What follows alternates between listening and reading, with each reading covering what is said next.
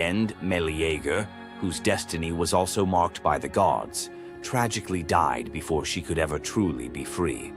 Atalanta's story is a tale of love, fate, and the clash between personal destiny and desire. Despite her unmatched strength and independence, her fate was sealed by love, and her story remains a tragic reminder of how even the most powerful can be brought down by what they cannot control.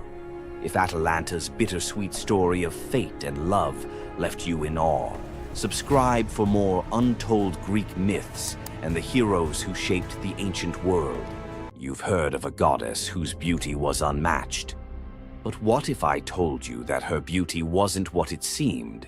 In fact, her allure led to some of the darkest consequences in ancient myth. This goddess, adored by many, held the power to captivate anyone with a mere glance. She was so beautiful that her charm could sway the gods, kings, and mortals alike. But this beauty came with a deadly price. The goddess we're talking about is none other than Aphrodite, the Greek goddess of love and beauty. While she is often depicted as the epitome of grace, sensuality, and allure, her beauty was more of a curse than a gift.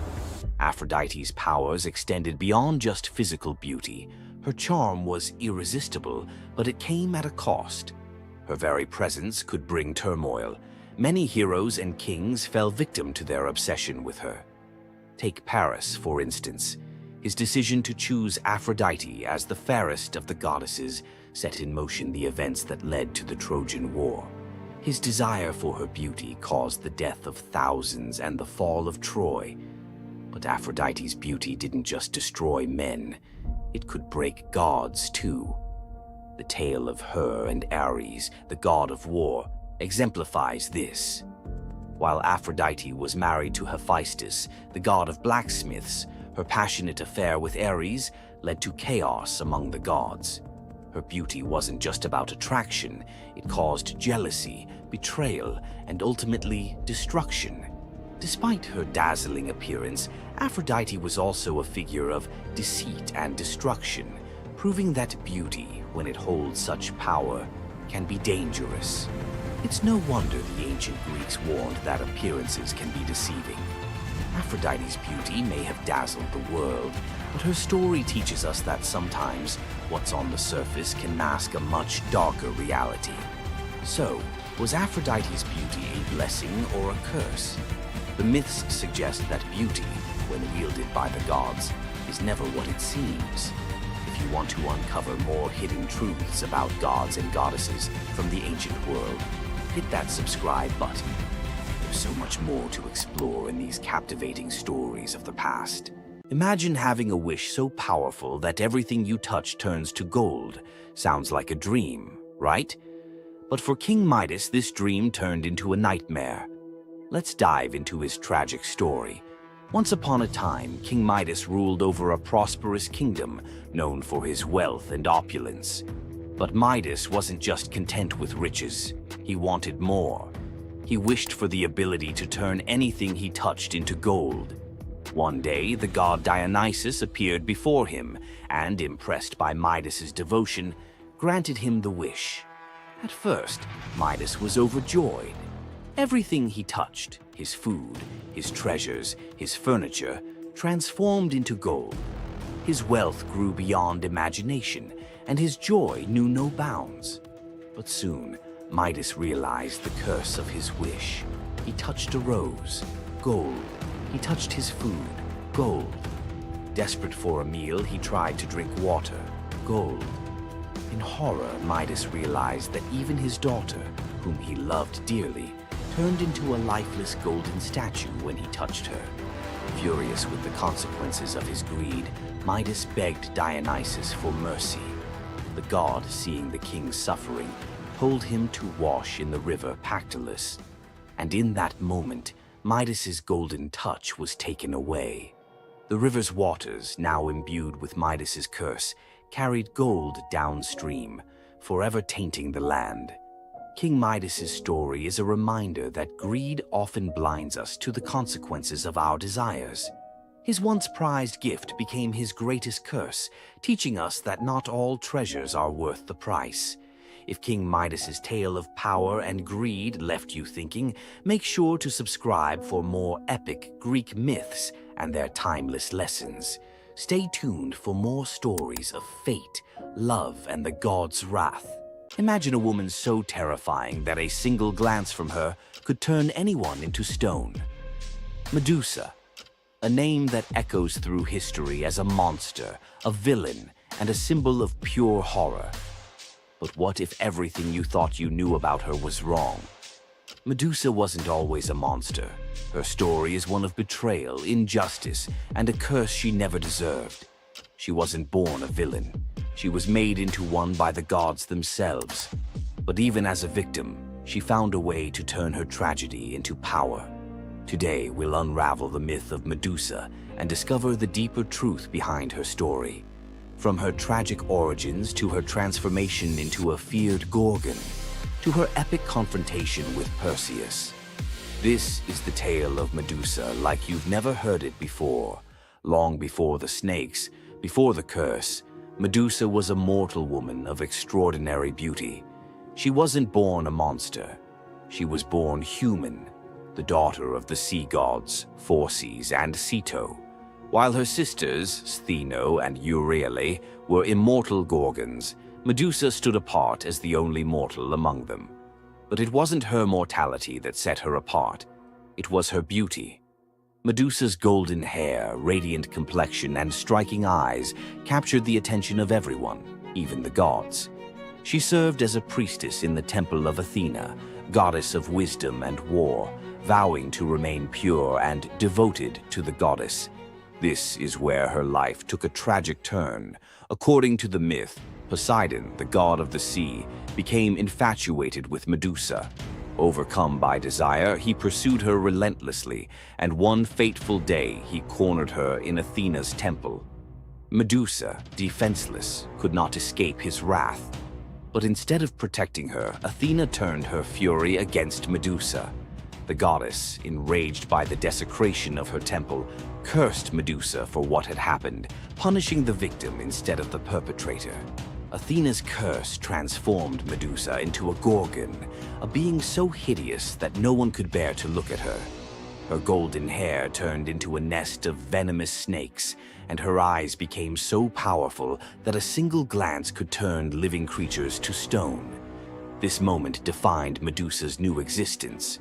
Once revered for her beauty, she was now feared and hunted as a monster. But beneath the horror of her transformation lay a deeper question. Was Medusa truly cursed, or had she been given a weapon to defend herself in a world that had betrayed her? Medusa fled from civilization, retreating to a remote island where she lived in solitude. Here she came to terms with her new form and the terror it inspired.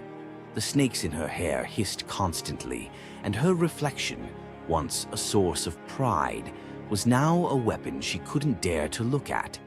But the world wouldn't let her rest. Tales of the monster of the island spread across Greece, and soon warriors came seeking glory by trying to slay her. None succeeded. Each challenger who entered her domain fell victim to her petrifying gaze, their bodies forever frozen in stone. Medusa's life became one of survival, fending off those who sought to destroy her while grappling with the isolation of her curse. She was trapped in a cycle of violence she didn't choose, but couldn't escape. As the years passed, Medusa's story became twisted. In the eyes of mortals, she was no longer the victim of a cruel curse, but a monster to be feared. The tragic young woman was lost to legend, replaced by the image of a terrifying villain. Enter Perseus, a young demigod with a destiny to fulfill.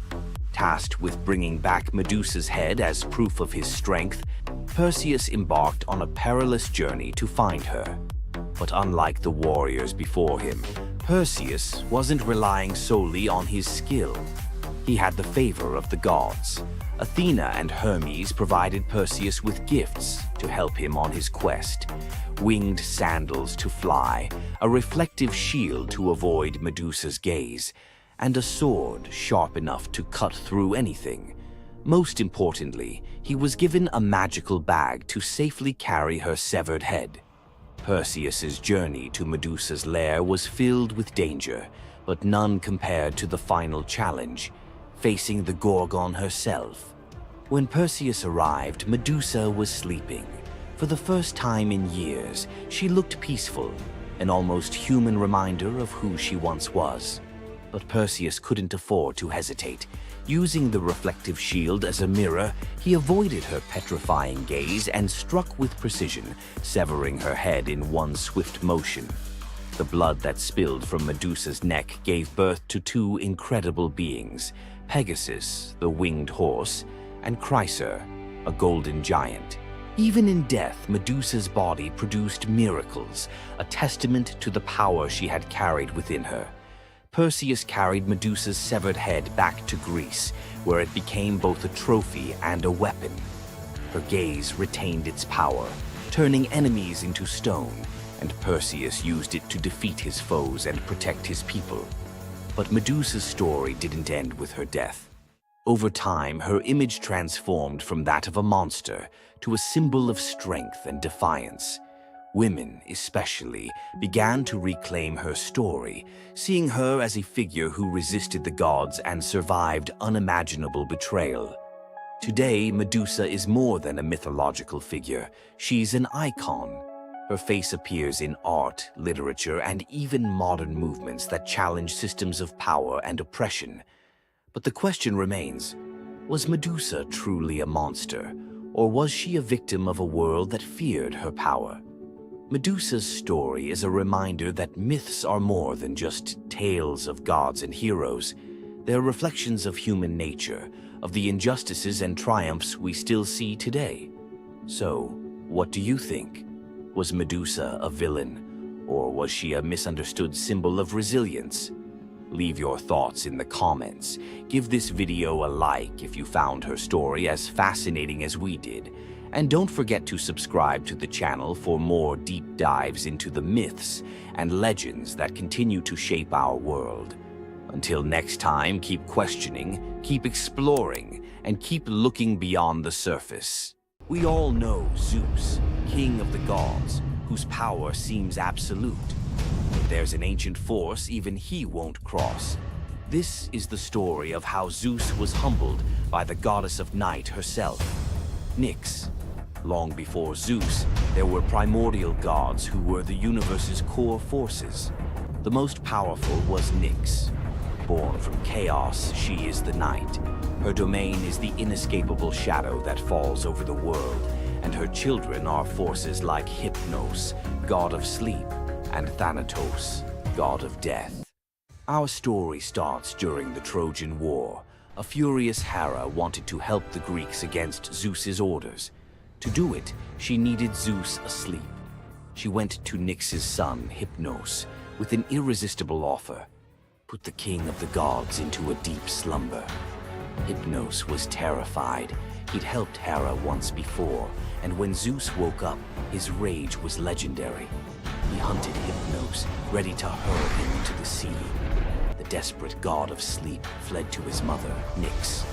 When Zeus arrived, he stopped dead. Unwilling to offend the ancient knight, he retreated. Despite the memory, Hera's new offer was too good to pass up. Hypnos put Zeus to sleep, and Hera got her wish. But this story from Homer's Iliad isn't about the trick. It reveals Zeus's deep, reverent fear of offending night. Nyx's power isn't about force. It's her very essence, a cosmic order he dared not challenge. The clash between Zeus and Nyx wasn't a battle of thunder and shadow, but of authority versus primordial power. Nyx's presence alone was enough to remind Zeus that even he has limits. The brilliant order of the day must always give way to the profound mystery of the night. If you enjoyed this trip into mythology's shadows, like this video and subscribe for more. Comment below on which primordial deity you want to see next. Centaurs, half man, half horse, heroes or savages? Think you know the full story? Wait until you uncover the darker side of these iconic creatures. Watch till the end to discover what ancient myths don't tell you about the centaurs. In Greek mythology, centaurs were seen as both wild and noble beings. They were often depicted as powerful warriors, famous for their strength and skill in battle. But what if the truth behind them was far more sinister than anyone imagined?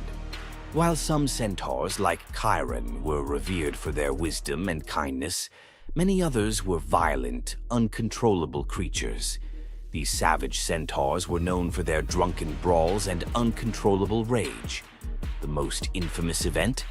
The Battle of the Lapiths and Centaurs, where they fought against the Lapiths during a wedding feast, leading to a massacre of both men and women. Their brutal behavior was more than just a mythological tale. It symbolized the chaos that could occur when civilization collided with the wild, untamed forces of nature. But why did the Greeks depict centaurs this way? Was it a cautionary tale about the dangers of unchecked power and savagery, or a deeper reflection on humanity's struggle between reason and instinct?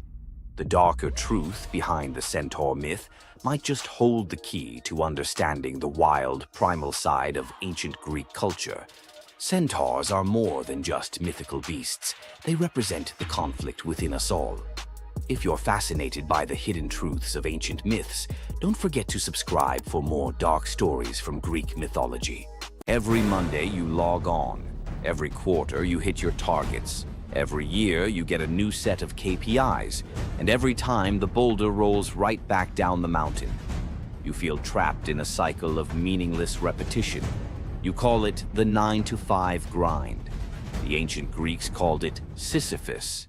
Sisyphus was not a hero. He was a master manipulator, the most cunning king in all of Greece. He betrayed Zeus to a river god just to get a freshwater spring for his city. But his masterpiece of arrogance? He cheated death itself. When Thanatos, the personification of death, came for him, Sisyphus tricked him, binding him in chains. For days, the world was thrown into chaos. No one could die. Warriors fought endlessly without consequence. The natural order collapsed. The gods finally intervened, freeing Thanatos and dragging Sisyphus to the underworld. But even here, Sisyphus had one last trick. He convinced Hades to let him return to the surface for just one day to punish his wife for not giving him a proper burial. Of course, he never returned. The gods, finally done with his games, devised a punishment that perfectly matched his crime: eternal, meaningless effort. Sisyphus was condemned to push a massive boulder up a steep hill. He would strain, fight, and claw his way to the summit, only for the weight of the universe to drag the rock back down the moment he reached the top. It's the ultimate metaphor for the modern corporate world. You spend 3 months pushing a quarterly report. You reach the summit. You celebrate. Then the boulder rolls down, and the next quarter begins. The goal is never achieved. The progress is an illusion. You are Sisyphus. But here is the revolutionary twist, the secret that transforms the myth. The philosopher Albert Camus saw Sisyphus not as a victim, but as the absurd hero. Sisyphus's freedom doesn't come from escaping the mountain, but from accepting the struggle. The moment he acknowledges the futility, the moment he finds meaning in the push itself, in the sweat, the effort, the sheer defiance of continuing, he defeats the gods. His walk back down the mountain is not a walk of defeat, but a moment of conscious, deliberate choice. It is the moment he chooses to be happy. So, the next time your KPI rolls back down the hill, remember Sisyphus. The goal is irrelevant. The only true freedom is finding joy in the effort, not the outcome. Loki's punishment was brutal. Bound deep within a cavern, his body lashed to 3 jagged rocks with the entrails of his own son. Above him, a serpent hung poised, venom dripping relentlessly onto his exposed skin. This scene, drawn from the poetic Edda and the prose Edda, became a symbol of both divine vengeance and suffering that echoed through Norse legend. But the gods never counted on one presence: Sigyn, Loki's faithful wife. Her hands trembled as she knelt beside him, catching each drop of poison before it could sear his flesh. Her quiet devotion became a fragile shield against the god's wrath. Why did she choose loyalty over escape? The answer reveals a truth about love that endures even when the world itself seems lost to darkness. Yet before the cavern, before the venom and the silence, there was a betrayal that shook the heart of Asgard. Balder was the light of Asgard, cherished by gods and mortals alike. His laughter filled the halls, a warmth that even the golden apples of Idun could not rival. When ominous dreams began to trouble him, his mother Frigg, desperate to protect her son, secured oaths from every creature and object in existence never to harm him. All, that is, except the mistletoe, too slight, too innocent to warrant suspicion. Loki saw opportunity in what others dismissed. He fashioned a dart from that fragile branch and sought out Hoder, Balder's blind brother. "Here," Loki murmured, placing the weapon in Hoder's uncertain grasp, "let me guide your hand." The dart struck its mark. In an instant, Balder's light was snuffed out, his presence gone from the world. The gods stood in stunned silence, their joy shattered. Loki lingered in the shadows, the faintest smile on his lips, before slipping away unseen. The prose Edda tells us the pyre burned for 9 nights. Balder's wife, Nanna, overcome with grief, cast herself onto the flames, her spirit entwined with his. The gods heaped treasures upon the funeral bier, Odin's ring Draupnir, Balder's own ship Hringhorni, to honor him, but no offering could fill the void left behind. The air grew heavy with suspicion. As the smoke twisted skyward, word spread of an old woman whispering to Hoder in the moments before the fatal blow. When Thor forced the truth from a trembling servant, silence fell like a shroud. Loki's name was not spoken, but its weight pressed upon every heart. The gods had tolerated his mischief, his clever lies, even the theft of Sif's hair. But this was different. The poetic Edda names him plainly: Loki, the guileful who brought it about, from which all misfortune came. Odin convened the gods to pass judgment.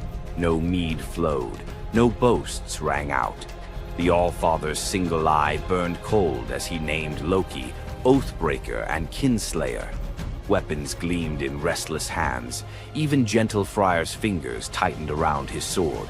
Loki understood the gods' fury. He fled Asgard, his mind racing with schemes.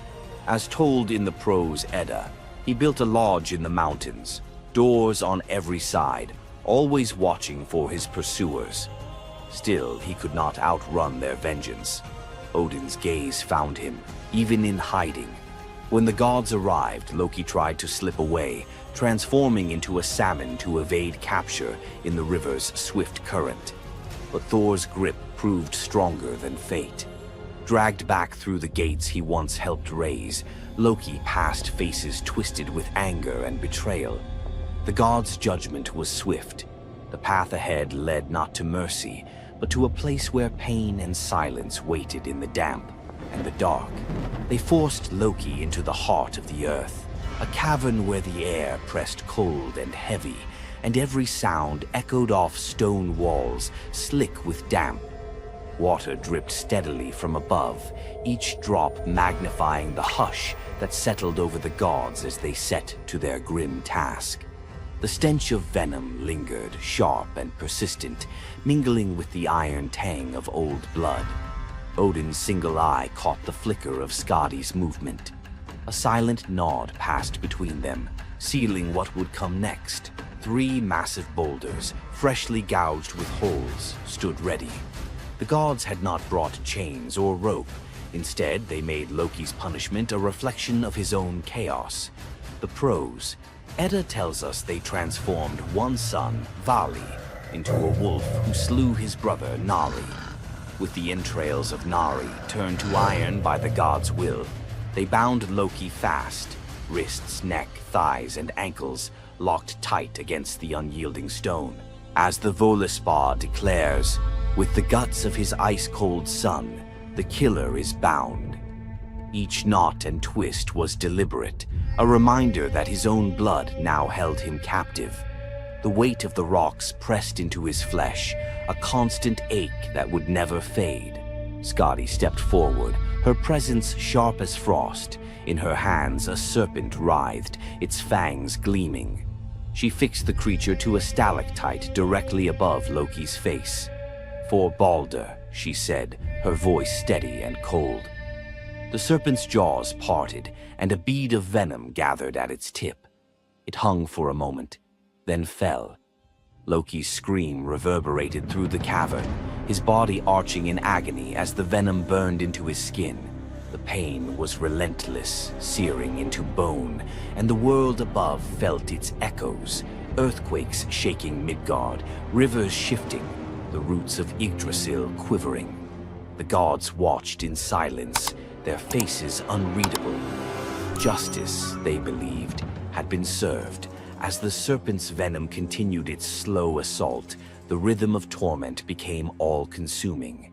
The next drop formed, poised to fall. Then a figure emerged at the edge of the chamber, a woman, silent, a wooden bowl cradled in her hands. Sigin's arms were blistered, her sleeves stained, but her grip was unwavering as she stepped into the circle of pain. The cavern held its breath. Sigyn knelt, her presence a quiet defiance. The venom hissed into the bowl, wood darkening with each drop. The gods turned away, their judgment complete, but the story within the cavern was only beginning. The bowl rested in Sigyn's hands, its wooden sides polished by hours of silent endurance. She knelt on the cold stone, skirts bunched beneath her, and waited for the serpent's venom to fall. The first drop struck with a hiss, a thin wisp of smoke curling up as Loki's breath caught in his throat. She kept her gaze fixed on the bowl, her resolve anchored by the rhythm of her task. Time unraveled in the cavern, marked only by the relentless cadence of the venom. Drip, catch. The liquid sizzled as it struck the wood, the heat seeping through Sigyn's calloused palms. Each shift of her grip was subtle, a quiet adjustment to keep the bowl steady as her arms ached. Above, the serpent's shadow twisted over the stone, its coils unmoving, its venom gathering in slow, deliberate drops. Loki whimpered, bracing for pain that had become his constant companion. The sound of his dread was sharper than his cries. The air hung heavy with the stench of scorched flesh and the metallic sting of poison. The darkness pressed in, broken only by the faint glimmer of Sigyn's tears as they mixed with venom in the bowl, each drop a testament to her resolve. The silence between drops was punctuated by Loki's ragged breaths and the distant echo of water dripping from the cavern walls. Sigyn's world narrowed to the weight in her arms and the threat above. The bowl filled, the venom rising perilously close to the rim. Sigyn's muscles trembled, but she did not let her grip falter. When at last the bowl brimmed, she had no choice but to turn away. In that brief moment, as she emptied the venom onto the rocks, Loki's body convulsed, his scream raw and unrestrained. The poison ate into the stone, leaving blackened scars as Sigyn hurried to wipe the bowl clean and return to her vigil. For time beyond reckoning, Sigyn remained. The myth offers no window into her thoughts, only the image of her kneeling, unwavering as Loki's mind splintered under the weight of his agony. Was she remembering laughter in sunlit halls, or simply unable to imagine leaving him alone in the dark? The venom's rhythm never changed. The bowl would fill. Loki would suffer. Sigyn would endure. In the hush that followed each scream, a question lingered, one that neither gods nor mortals could answer. Love in the dark was never simple. While the gods turned away, Sigyn remained, her presence reshaping the meaning of Loki's punishment. His betrayals had echoed through Asgard, yet her loyalty was a force the gods never expected. The Eddas offer no window into Sigyn's thoughts, recording only her actions. Blistered hands, a steady bowl, venom caught before it could sear flesh. This silence leaves space for us to wonder. Was it love that held her there, or a deeper sense of duty, something older and more enduring than the gods' own laws? Loki, once the master of deception, now depended on the mercy of the one he had so often left in the shadows. When the bowl overflowed and Sigyn turned away, each drip crept like fire through him, twisting his features in agony. His eyes, when they met hers, flickered with both gratitude and resentment. He needed her, but the venom's torment mingled need with bitterness. Still, Sigyn returned every time, catching the next drop before it could fall. The myths do not say what passed between them in those moments, only that she stayed, her resolve unbroken. Scholars often call Sigyn the embodiment of loyalty, the ultimate symbol of spousal devotion. Yet, her sacrifice was more than an act of love. It was a quiet rebellion. By kneeling in the cavern, she defied the gods' vision of justice. Odin had crafted Loki's punishment to be absolute, to break him alone in the dark. Sigyn's refusal to abandon her husband became a shield, her presence a silent protest that denied the gods complete victory. The Eddas never assign her a motive, leaving modern readers to fill the silence with their own questions and interpretations.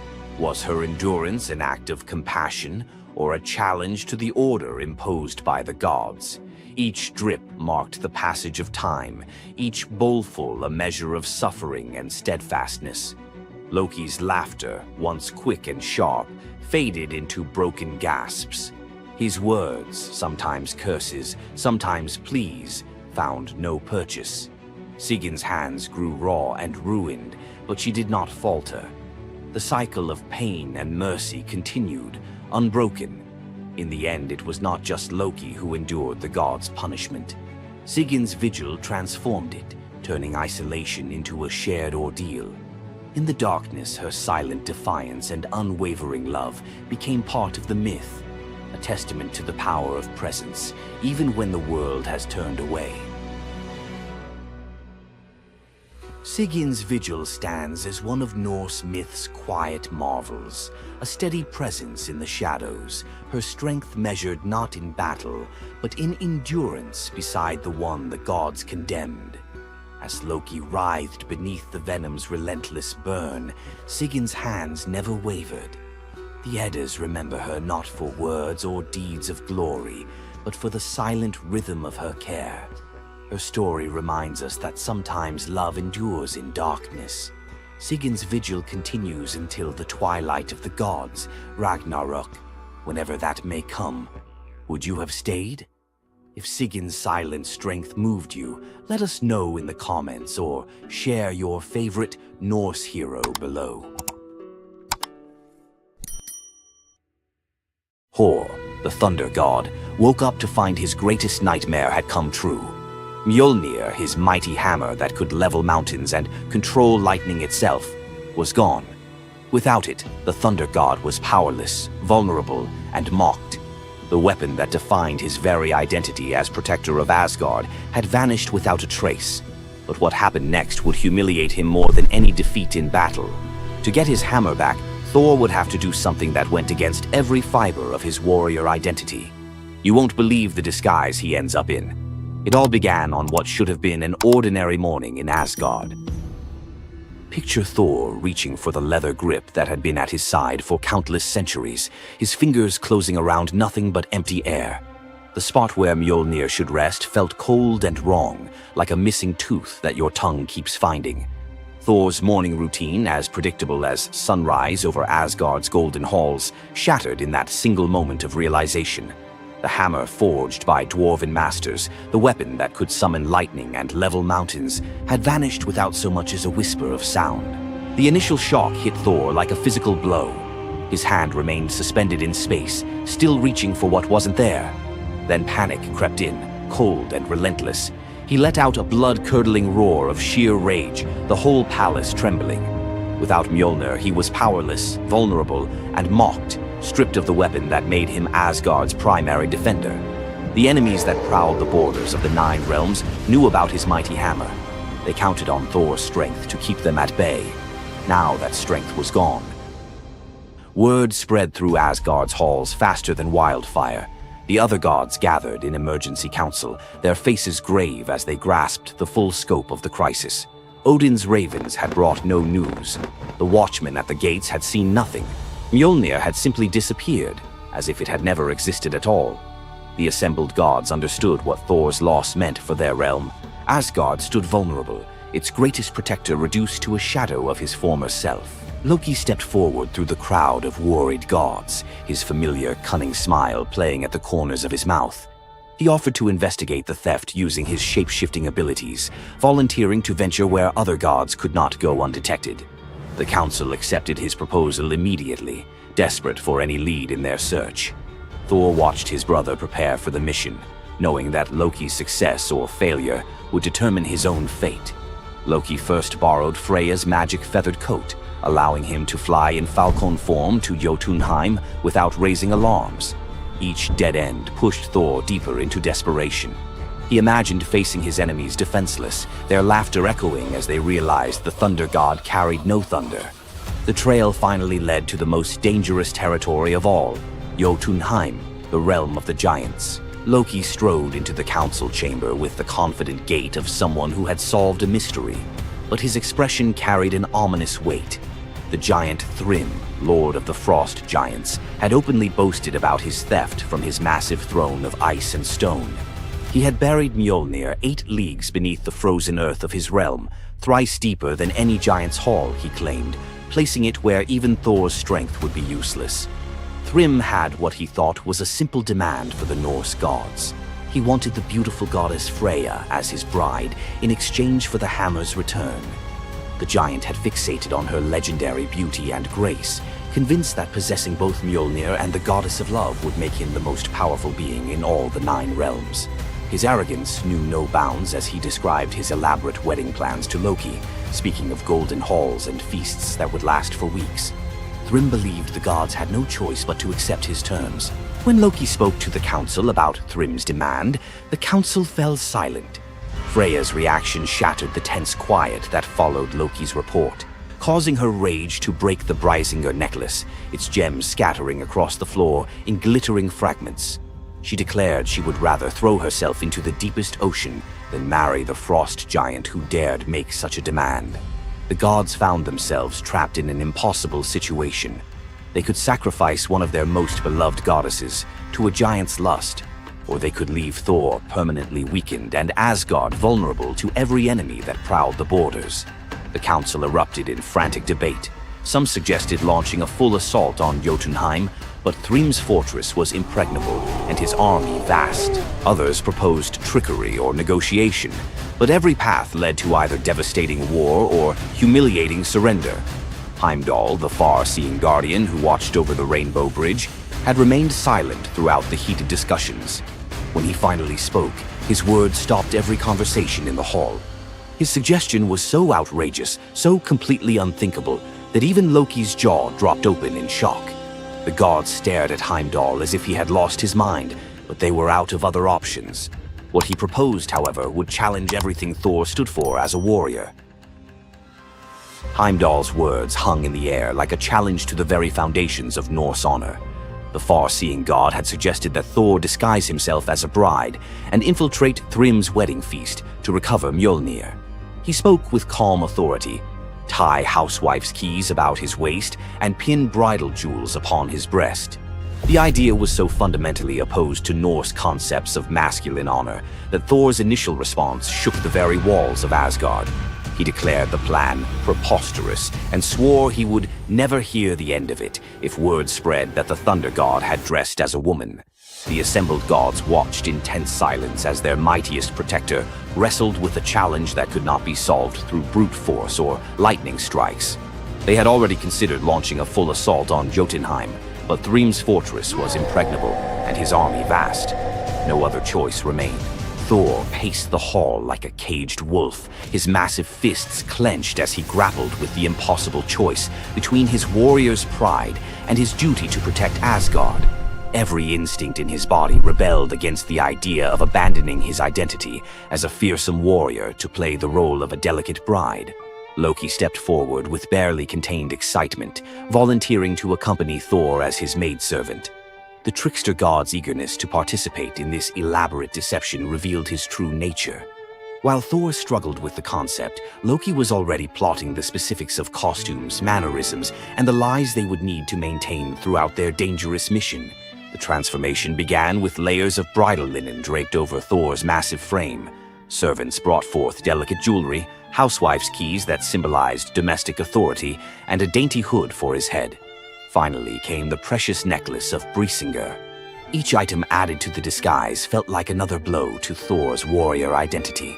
When he finally looked at his reflection, the god of thunder saw an unconvincing bride staring back at him. Thor finally accepted the plan because no alternative existed. The unlikely pair prepared to set off for enemy territory, where their deception would face its ultimate test among giants, eager to celebrate their lord's triumph. The great hall of Thrym's fortress buzzed with excitement as giants gathered to witness their lord's marriage to the most beautiful goddess in all the 9 realms. Thor sat at the high table in his bridal disguise, surrounded by massive frost giants who raised their drinking horns in celebration. The feast spread before them displayed the giants' wealth and power. Roasted oxen filled enormous platters, fresh salmon gleamed on silver dishes, and barrels of mead stood ready to fuel the night's festivities. Thor's legendary appetite struck like a thunderbolt. He polished off an ox and ate whole salmon in moments, tearing through the meat as if he hadn't eaten in weeks. 3 measures of mead vanished as quickly as if someone had poured them into a bottomless pit. The assembled giants watched in stunned silence as the delicate bride consumed more food than most warriors could handle. Thrym's eyes narrowed with growing suspicion. This goddess ate like a battle-hardened warrior, returning from a long campaign, not like the refined Freya he expected to marry. Loki stepped forward with the smooth confidence of a master storyteller. He spun a tale about Freya's 8-day fast in eager anticipation of reaching Jotunheim and marrying the mighty Thrym. The explanation painted a picture of a lovesick goddess, so excited about her wedding that she had refused all food during her journey. The giants nodded in understanding, their suspicions melting away as they accepted this romantic explanation. Thrym felt honored by such devotion and relaxed completely, his doubts vanishing. Beneath his bridal veil, Thor's rage simmered like molten metal ready to explode. Every moment at the feast brought new challenges as he struggled to maintain feminine mannerisms while surrounded by his enemies. His massive hands shook with barely controlled fury as he watched the giants celebrate what they believed was their victory over Asgard. The critical moment finally arrived. Thrym commanded his servants to bring Mjolnir forth, the very moment Thor had trained his eyes on since dawn. The servants placed the legendary weapon before the disguised bride as part of the traditional ceremony. Thor's fingers closed around Mjolnir's familiar handle, and lightning immediately crackled through the hall. He ripped away his bridal veil and roared his true identity to the shocked giants. Thrym's eyes widened in terror as he realized the bride he had been celebrating was actually the god of thunder himself.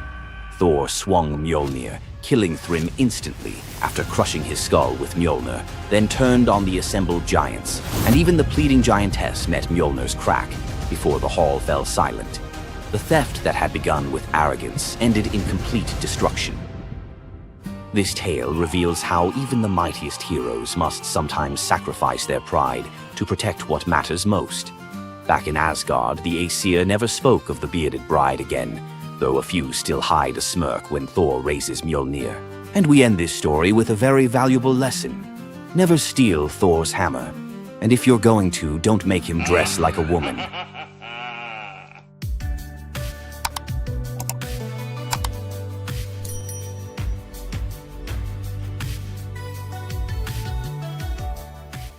What makes Zeus, the mighty king of the Greek gods, one of the most fascinating figures in mythology? Is it his unparalleled power over the skies, his cunning strategies, or the sheer drama of his endless affairs?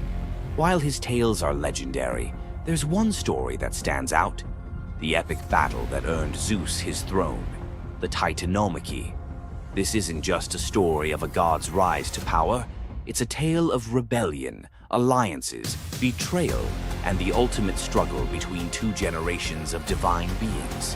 Stay with us as we dive into the myth of the Titanomachy, Zeus's role in overthrowing the Titans, and the secrets that shaped his reign. Before Zeus became the king of the gods, his father, Cronus, ruled the cosmos. Cronus was the youngest of the Titans, a race of primordial deities born of Uranus, the sky, and Gaia, the earth. The Titans were immensely powerful, but also deeply flawed. Cronus had gained power by overthrowing his own father, Uranus, in a brutal act of betrayal. But just as Cronus had betrayed his father, a prophecy loomed over him, warning that one of his own children would overthrow him. To prevent this, Cronus took a horrifying precaution. He swallowed each of his children as they were born, imprisoning them in his stomach for eternity. But Gaia, the ever-watchful mother of the gods, wasn't about to let this happen again. When Rhea, Cronus's wife, gave birth to Zeus, Gaia devised a plan. Rhea tricked Cronus by handing him a stone wrapped in swaddling clothes, which he swallowed, believing it was his newborn son. Meanwhile, Zeus was spirited away to a hidden cave on the island of Crete, where he was raised in secret. Zeus grew up under the care of nymphs and a goat named Amalthea, who nourished him with her milk. As he matured, Zeus learned of his father's tyranny and vowed to free his siblings and challenge Cronus's rule. Zeus couldn't take on Cronus and the Titans alone. He needed allies. His first move was to rescue his siblings trapped inside Cronus. With the help of the goddess Metis, Zeus tricked Cronus into drinking a potion that caused him to vomit up his children. Hestia, Demeter, Hera, Hades, and Poseidon, fully grown and ready for battle. Now united, the 6 Olympian siblings declared war on Cronus and the Titans. But the Titans were powerful, and the war, known as the Titanomachy, would rage for 10 years with no clear victor. Realizing they needed an advantage, Zeus turned to the most unlikely of allies, the Hecatonchires and the Cyclopes. These were monstrous children of Gaia and Uranus, imprisoned in Tartarus by Cronus out of fear of their immense power.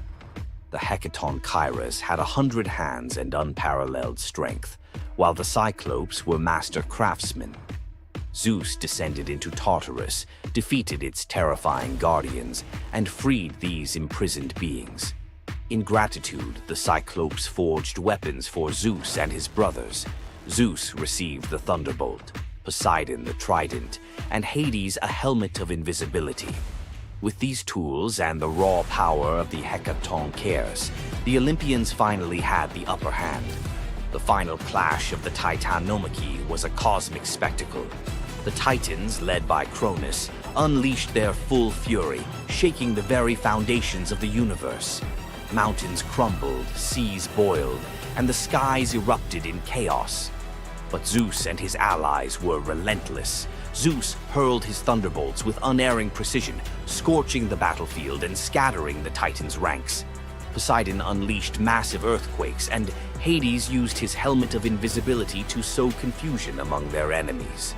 The Hecatonchires proved invaluable, hurling massive boulders with their 100 hands, overwhelming the Titans. One by one, the Titans fell, their immense power no match for the combined might of the Olympians and their allies. Cronus was the last to fall. Zeus struck him down with a thunderbolt so powerful that it split the skies. With Cronus's defeat, the Titanomachy was over. With the Titans defeated, Zeus and his siblings faced a choice: what to do with their vanquished foes. In a move both strategic and ruthless, Zeus imprisoned the Titans in Tartarus, deep within the underworld, where they would remain for eternity under the watchful eye of the Hecatonchires. Zeus then divided the cosmos with his brothers. He claimed the skies as his domain, Poseidon took the seas, and Hades ruled the underworld. Together, they established the rule of the Olympians, with Zeus as their undisputed king. But the Titanomachy left scars. Gaia, enraged by the imprisonment of her Titan children, gave birth to new monstrous beings to challenge Zeus's reign. Among them was Typhon, a creature so fearsome that even the gods trembled before him. Typhon's battle with Zeus is another story for another day, but it serves as a reminder that power in the ancient world was never secure. Zeus's rise to power marked the beginning of a new era, but his reign was anything but peaceful. While he was the king of the gods, his rule was marked by constant challenges, from rebellious mortals to jealous deities and his own unquenchable desire for love and control. Zeus was both a protector and a tyrant, a figure who inspired awe and fear. His thunderbolts were a symbol of justice, but they were also a tool of destruction. He fathered countless children, both mortal and divine, and his many affairs often sparked conflict among the gods. Yet, despite his flaws, Zeus's rule brought stability to a chaotic world. Under his reign, the gods established order, overseeing the realms of humans and maintaining the delicate balance between earth, sea, and sky. The myth of Zeus and the Titanomachy isn't just a tale of war. It's a story about the cycles of power and rebellion. Just as Zeus overthrew Cronus, who had overthrown Uranus, Greek myths suggest that even the mightiest rulers are vulnerable to the forces of change. Zeus's story reminds us that leadership comes with its own set of challenges. It's not just about gaining power, it's about maintaining it, often at great cost. Zeus's rise to power is one of the most thrilling tales in mythology, filled with battles, alliances, and sacrifices. But what do you think? Was Zeus a just ruler, or was he simply another tyrant destined to fall like the Titans before him? Let us know your thoughts in the comments below. Don't forget to like this video if you enjoyed this dive into Greek mythology, share it with fellow myth lovers, and subscribe to our channel for more epic tales from the ancient world. Until next time, remember, the gods may rule from above, but their stories remind us of the struggles we all face below. You thought fairy tales were magical. Think again. The real origins of these classic tales are disturbing, gruesome, and filled with horror. Many of these stories have been sanitized for modern audiences, but their original versions were filled with betrayal, curses, and brutal consequences. From Pinocchio's horrifying fate to the true story of Bluebeard, let's dive into the darker side of fairy tales that history tried to erase. Fairy tales weren't always about happily ever after. Many of them were cautionary tales, warning of real dangers, human cruelty, and supernatural horrors. One, the original Pinocchio, a gruesome fate. Before Disney made him a lovable puppet, Carlo Collodi's original Pinocchio was a terrifying little troublemaker. Instead of learning his lesson, he was hanged from a tree by a group of bandits, left to suffocate as a punishment for his misdeeds. 2. Bluebeard, the serial killer's tale. Bluebeard was not a misunderstood nobleman. He was a full-blown serial killer. In Charles Perrault's version, Bluebeard marries multiple women and forbids them from entering one locked room. When his latest wife disobeys, she discovers the corpses of his past wives hanging from hooks. He nearly kills her too, but she's saved at the last second by her brothers. Some believe this gruesome tale was inspired by real-life figures like Gilles de Rais, a nobleman convicted of horrific crimes. 3. The Pied Piper, a tale of mass disappearance. The Pied Piper of Hamelin was not just about a man who played music to lead away rats. He also took the children. In some versions, the town refuses to pay him for his services, so he takes revenge by luring all of their children into a cave, where they are never seen again. Historians believe this could be based on a real event, where an entire group of children from Hamelin mysteriously vanished in the Middle Ages. 4. Rumpelstiltskin, a vengeful trickster. In the original versions of Rumpelstiltskin, when the young queen guesses his name, he doesn't just leave. He flies into a rage so intense that he tears himself in half. In some versions, he stomps on the ground in fury, falling into a pit and disappearing forever.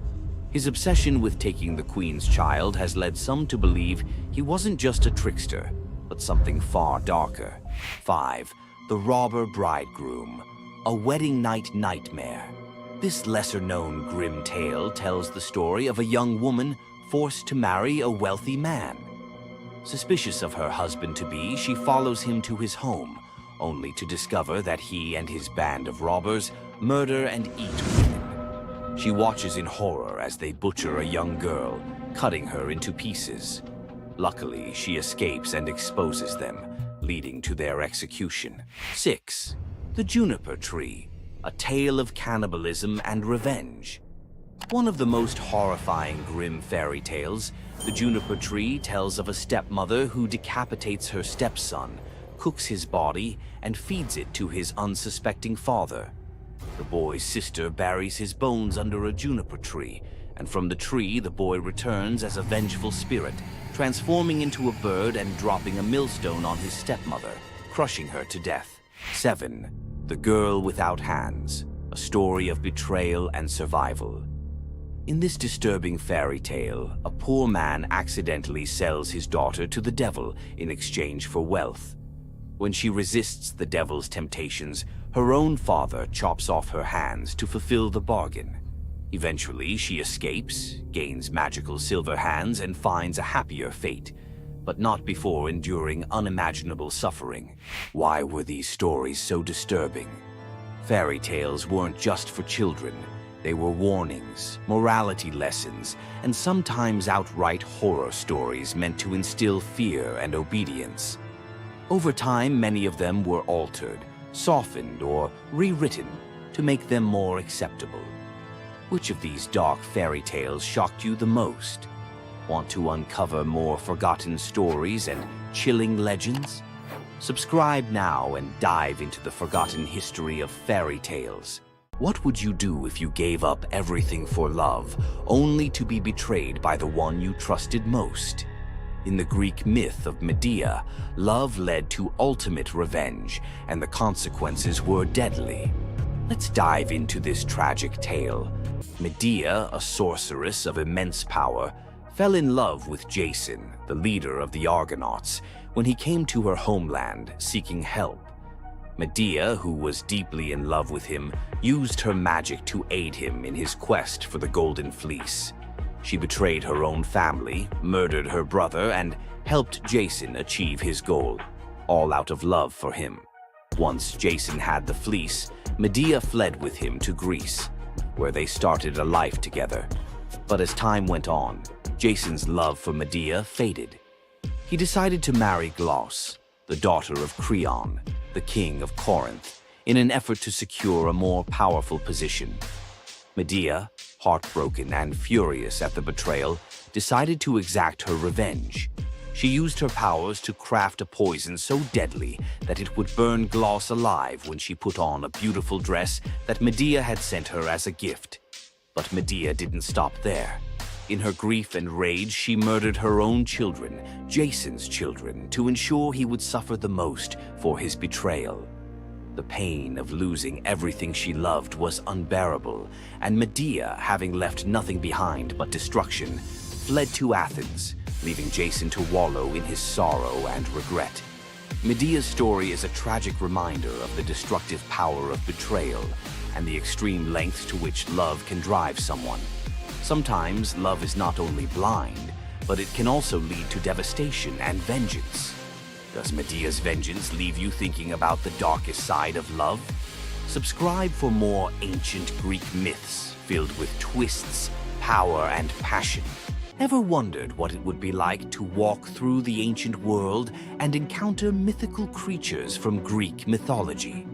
Get ready to meet the beasts that shaped legends. In Greek mythology, creatures were more than just beasts. They were symbols of the forces of nature, God's will, and humanity's struggle with the unknown. From the terrifying Minotaur lurking in the labyrinth to the mesmerizing sirens luring sailors